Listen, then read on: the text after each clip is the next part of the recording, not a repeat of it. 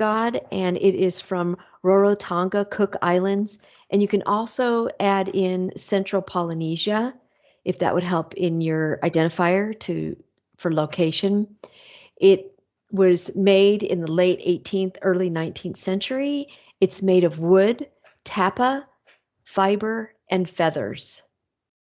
And we're going to go over tapa in another video. There are 3 images associated with the staff god, and the context, let's start there, is that Rarotonga is one of the islands in the Cook Islands here in the center of Polynesia.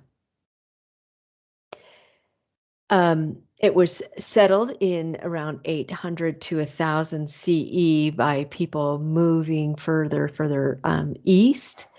And it was sighted by Captain Cook, hence the name Cook Islands, in 1773. And then it was just consumed into the British Empire and run by New Zealand. The government of New Zealand oversaw the Cook Islands.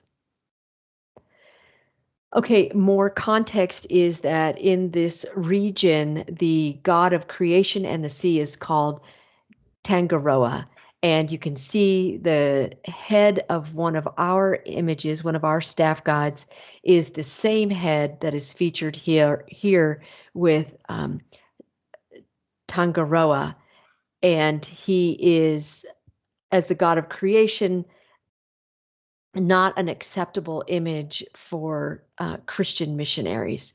So the staff god is going to be kind of loaded with a lot of power in the eyes of Christian missionaries. So this is an image, our contextual image, and it was in the book written by Reverend John Williams, who was here at the island of Rarotonga. And you can see in this image, we have 2 missionary couples, and they have probably told all the local people, bring in all your staff gods. And so you can see many staff gods sitting here in front of them. And those missionaries required that the staff gods be destroyed.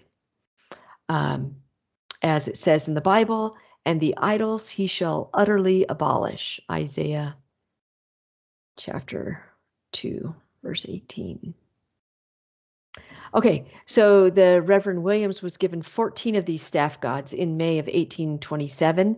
And one of the things that missionaries did right away is at the end of the staff god, they cut off the phallic end that had a man's penis at the end of it.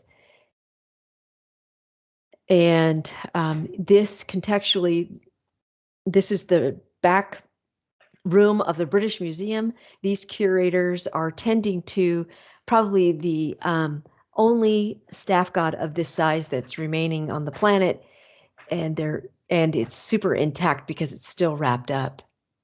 So they're tending to it. In terms of form, the size of staff gods varies from 73 centimeters, so 3/4 of a yard, to 4 meters, or about 13 feet long. This big guy here is the 13 feet long one. And in terms of form, there is the head that we already talked about. And then below the head, there are more smaller figures that are carved. And then at the end of the staff god, you can see that on this staff god, there is the carved penis at the end.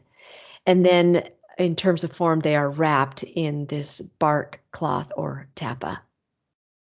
This is an unwrapped, bigger staff god, just so you can see it. So not all of the staff is carved with these little figures. In terms of form, though, there on this particular piece, there is a large carved head. It's taken up 1/3 of the length of the staff, and it's got prominent eyes, and it's got feathers connected to one of the ears.